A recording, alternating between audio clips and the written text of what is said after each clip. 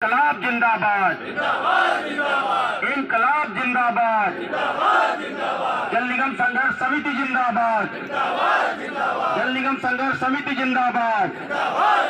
अरे वेतन दो या कुर्सी छोड़ो, अरे वेतन मेरा भीख नहीं, अरे पेंशन मेरी भीख नहीं, अरे राष्ट्रीय नियुक्ति भीख नहीं, अरे इनकलाब जिंदाबाद, हमारी एकता जिंदाबाद, हमारी मांगे जिंदाबाद, जल निगम परिवार जिंदाबाद। आज हमारे प्रबंध निदेशक महोदय ने हमको 1:30 बजे बुलाया ये बताने के लिए कल माननीय मुख्यमंत्री जी की अध्यक्षता में शासन के स्तर पर एक बैठक हुई और उस बैठक में जल निगम के पुनर्गठन पर चर्चा हुई। क्या चर्चा हुई उससे उन्होंने अवगत कराया, लेकिन हम जो यहाँ पर बैठे हैं वो हमारी कोई मांग नहीं है।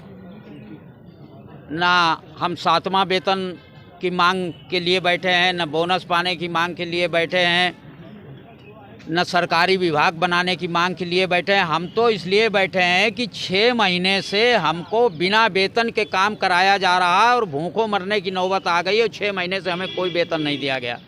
हमारे किसी पेंशनर को कोई पेंशन 6 महीने से नहीं दी गई। वो इलाज के अभाव में तड़प तड़प उनकी जान जा रही है। उसी तरीके से हमारे जो रिटायर हो रहे हैं साथी, वो बिना वेतन पाए 5-6 महीने का रिटायर हो जा रहे हैं। सादा कागज़ पकड़ के घर जा रहे हैं। ना उनको जीपीएफ मिल रहा है, ना उनको पेंशन मिल रही, ना ग्रेच्युटी मिल रही। और उनकी पेंशन जांच के नाम पर साल साल भर लटका दी जाती है और जब बांधी जाती है तो उनका नंबर कहीं 2 साल बाद पेंशन मिलने का आता है। तो हम इस पीड़ा के लिए बैठे हैं कि हमसे काम आप ले रहे हैं और काम के बदले कटी पिटी जो 6वें वेतनमान की तनख्वाह है वो भी नहीं दे रहे हैं। क्योंकि ये सरकार का निगम उपक्रम है, इसमें कोई अंश पूंजी या निवेश का चक्कर नहीं है। पूरी तरह स्वामित्व उत्तर प्रदेश सरकार का है, लिहाजा वेतन देना भी उसकी जिम्मेदारी है। तो हमको जो वेतन नहीं मिला है इसलिए हम इस आंदोलन को अपना चला रहे हैं और आगे भी हमारा जो क्रमिक अनशन है जारी रहेगा। यही है। अनुकंपा नियुक्ति हमारा एक विषय है। मृतक आश्रित भर्ती नियमावली हमारे यहाँ लागू है। एक चेयरमैन आए जी पटनायक, उन्होंने अकारण अघोषित रूप से रोक दिया। फिर नई नियमावली बनाई, उसको सरकार ने खारिज कर दिया कि आप ऐसे नियम नहीं बना सकते। उसके बाद पुनः बोर्ड ने पारित कर दिया, लेकिन जानबूझ के अनुकंपा नियुक्ति रोके हैं। जो हमारे 150 से ऊपर परिवारों में हमारे साथी हमको छोड़ के चले गए, त्राई त्राई मची है उन परिवारों में। और उनका तो बिल्कुल पुरसा हाल नहीं, उनका तो कमाने वाला भी चला गया, उनकी पेंशन भी नहीं बंधी, उनको तो कहीं से कुछ नहीं हो रहा। उन परिवार को सरवाइव करना बहुत कठिन है।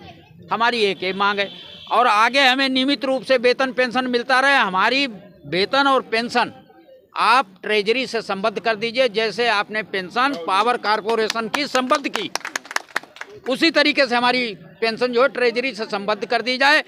उनकी जो पेंशन संबद्ध की है उसका हम तो एक 12वां हिस्सा हैं।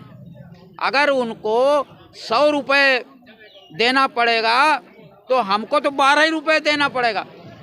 तो इतना बड़ा सरकार फैसला ले रही। जल जो मनुष्य के जीवन से जुड़ा हुआ है, 5 तत्वों में से एक है, उसके कर्मचारियों को, जिसका काम है लाभ कमाना नहीं, व्यापार करना नहीं, पुण्य के लिए जल उत्पादित करना और फ्री में बांटना, तो उसके कर्मचारियों को अगर पेंशन की व्यवस्था नहीं करते हैं तो पावर कारपोरेशन तो व्यापारिक विभाग है, वो बिजली का कर भी वसूलता है और बिजली की खपत का व्यय भी वसूलता है।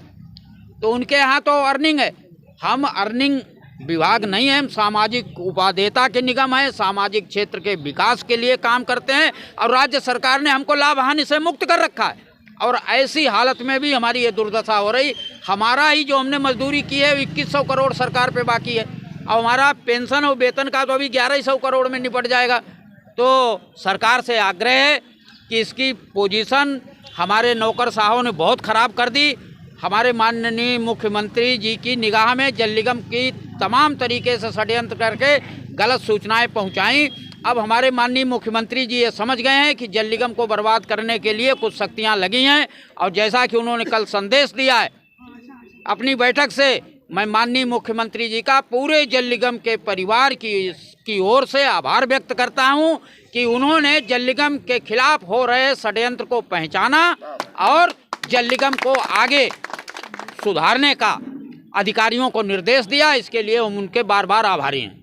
कि हमारे मीडिया प्रभारी ने ये बताया कि आज प्रबंध निदेशक महोदय ने बुला करके हम लोगों से अनुरोध किया कि आप अपना आंदोलन हटा दें। मुख्यमंत्री जी का रुख बहुत सकारात्मक है और विभाग के हित में बहुत सारी योजनाएं उनके वो चल रही हैं।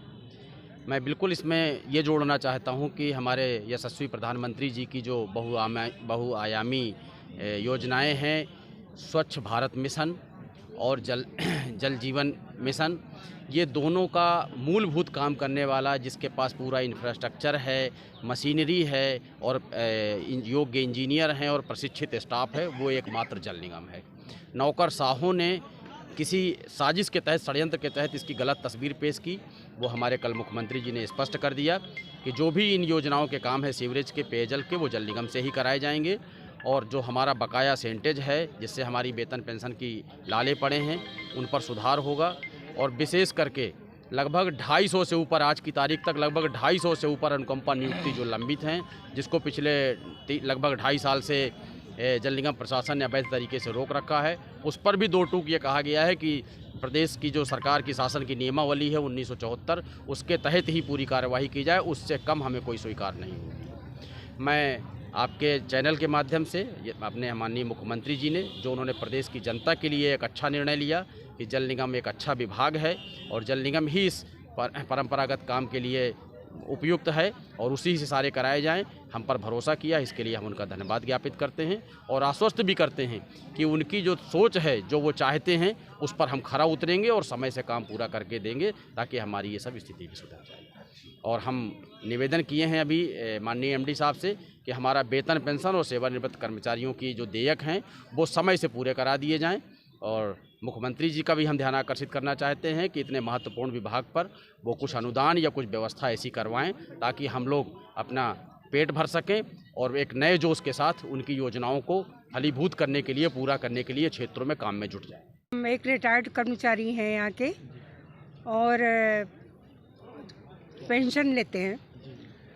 जल निगम में जब कहना नहीं चाहिए, हम किसी पार्टी का मतलब नहीं है हमारा।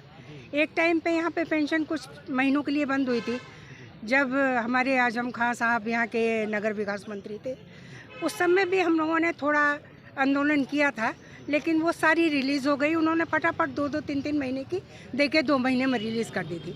लेकिन इस समय वर्तमान में विकास कार्यों की तेज़ी बहुत चल रही है, लेकिन क्या कर्मचारी को भूखा रख के विकास कार्य किया जाता है? मैं बीजेपी की कार्यनीतियों से सहमत हूँ कि बीजेपी बहुत अच्छा काम करा रही है, सब कुछ ठीक है, देश अच्छा हो रहा है, वर्ल्ड में उसकी ख्याति बढ़ रही है, लेकिन कम से कम कर्मचारी के ऊपर क्या बीत रही है? रिटायर्ड कर्मचारी जो 2500 हज़ार की दवाइयाँ खा रहा है, किसी का ऑपरेशन लगा हुआ, किसी का कुछ लगा हुआ, एक टाइम के बाद बीमारियां बहुत हावी हो जाती है आदमी के ऊपर, तो उसके लिए जल निगम 6-6 महीने तनख्वाह रोक रहा है। और जल निगम क्या चाहता है? कर्मचारी भूख से मरता रहे, ऊपर तो चमकता रहे पूरा देश प्रदेश, और अंदर भूखमरी का कगार पे पहुंच जाए। क्या ये चाहता है हमारा प्रशासन? हमारा शासन क्या ये चाहता है? हम लोग बहुत तारीफ करते हैं, हमने कुंभ में अच्छा काम, हमारे डिपार्टमेंट ने कुंभ में इतना अच्छा काम करा है। इसके अलावा भी जल निगम में मैंने 40 साल सेवा की है। जल निगम ने इतना अच्छा काम कराया कि इसको कई अवार्ड मिले। कुंभ में खुद गवर्नमेंट ने इसकी तारीफ की, हमारे कई मुख्यमंत्री, कई प्रबंध निदेशक इससे प्रभावित हुए। ये और कर्मचारियों में भी अच्छा जोश आ जाता है जब किसी डिपार्टमेंट का नाम होता है। अब या तो किसी नीति के तहत ये इतना खराब किया जा रहा है कि इसको इतना किया जाए खराब कि उसके बाद इस पर कुछ और अपनी नीतियाँ लागू कर दी जाए। लेकिन 6 महीने किसी अकेले कर्मचारी को, जो कि सिर्फ अकेला कमा रहा है, उसके 4-5 बच्चे हैं जो शादी के लायक हैं या जो पढ़ाई हायर स्टडी कर रहे हैं, कुछ कर रहे हैं, उनको इस समय 6-6 महीने की तनख्वाह न देना विभाग क्या चाहता है? क्या उनको मारना ही चाहता है? और हमारी भुखमरी में कई लोग मर भी चुके होंगे। जो मैं तो एक महिला कर्मचारी हूँ, इतना कुछ नहीं जानती, और लेकिन हमारे क्षेत्र में ऐसे ऐसे लोग पड़े हैं, हमें तरस भी आता है कि वो मर भी गए होंगे। बहुत लोग आत्मदाह कर लेते हैं, सुसाइड कर लेते हैं। भाई आदमी को कुछ चाहिए, दाल रोटी तो चाहिए खाने के लिए, अगर वो भी नहीं विभाग हमारा दे पा रहा है। अगर आप 2 महीने में 1 महीने की तनख्वाह दे रहे थे तब भी आदमी चला रहा था, किसी तरीके से चला। आप 6-6 महीने तनख्वाह नहीं दे रहे हो, प्रशासन परेशान नहीं कर रहा है इतना ज़्यादा, शासन तक सही सूचना नहीं भेज रहा, पैसा डिपार्टमेंट का उसके ऊपर चढ़ा हुआ। क्या हमारे पैसे से विकास कार्य कराया जाएगा? क्या चाहता है? फिर जो कर्मचारी के अंदर बीतती है वो अगर कह नहीं सकता है कि उसके ऊपर पार्टी का ठप्पा ना लग जाए, कह नहीं सकता, तो उसके अंदर से कुछ निकलता है, वो उसके दिल तक जाता है।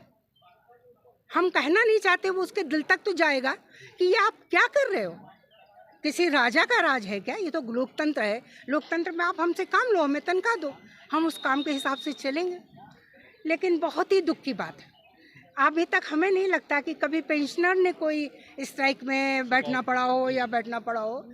और हमारे पेंशनर 80-85 साल के हैं, जिनको मैं फेसबुक में पढ़ती हूँ, मैं पहचानती हूँ कि मैंने 40 साल नौकरी की, मैं पहचानती हूँ। वो ऐसे विचार व्यक्त करते हैं कि बहुत बहुत दुख होता है। अरे आप बैठा ले गए हो, आप IAS अफसर हो, IAS अफसर को इस टाइप की ट्रेनिंग दी जाती है कि पहले आप हमारी सुनो, पहले आप हमारी सुनना नहीं चाहते। आप दरवाजे के बाहर से कर्मचारी को नहीं हमें क्या मतलब है, किस टाइप की शिक्षा और प्रशिक्षण है आपका, सुनो हमारी। हम कोई आपसे भत्ता नहीं मांग रहे हैं कि आपको हमें स्पेशल तो कुछ, हम अपनी तनख्वाह मांग रहे हैं, हम अपनी पेंशन मांग रहे हैं, जिसके आधार पे हम डिपार्टमेंट में भर्ती हुए कि आपको जब आप रिटायर होंगे तो आपको पेंशन दी जाएगी, आपको ये दिया जाएगा वो। आप तो बिल्कुल मुंह बंद किए बैठे हैं। कर्मचारी ना हो गया, कीड़ा मकोड़ा हो गया, वो मरे जाए जिए, हमें क्या मतलब है, आपको तो अपनी तनख्वाह मिल रही है। ये कोई तरीका नहीं है, ये कोई तरीका नहीं। और फिर ऐसी स्थिति में जो एक विस्फोट होता है उसको दुनिया दिखती है, तो आप वैसी स्थिति नहीं लाइए। कोविड का बहुत बड़ा विस्फोट हो चुका है, बुढ़े लोगों को वैसे भी ज़्यादा गैदरिंग में जाना मना है, उसके बाद भी आप इकट्ठा होने के लिए मजबूर कर रहे हो, तो आप ऐसी स्थिति कम से कम ना लाइए विभाग में, जो आदमी एक सीमा के बाहर निकले।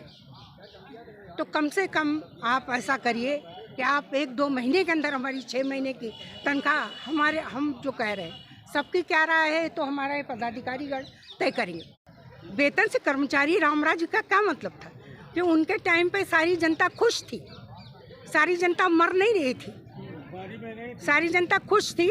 और रात में वो निकलते थे देखने के लिए कि जनता खुश है सही में। हमारे जो ये ऊपर के अधिकारी हैं, जो ब्यूरोक्रेट्स हैं, जो हमारे वो ब्यूरोक्रेट्स हमको गलत सूचना तो नहीं दे रहे, जैसे रशिया में जार को गलत सूचना दी जा रही थी कि सब कुछ बहुत खुश है, सब बहुत अच्छे हैं।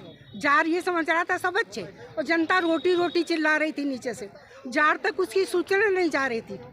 तो क्या हुआ, जारशाही का अंत हो गया ना वहाँ पे।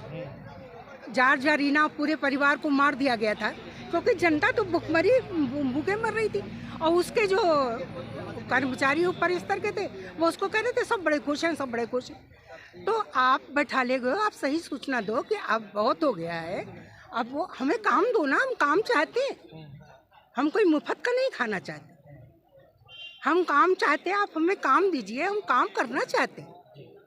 आप आधा घंटा ज़्यादा लीजिए। आप ये कैसे इमेज बना रहे हो कि जल निगम का कर्मचारी काम नहीं कर।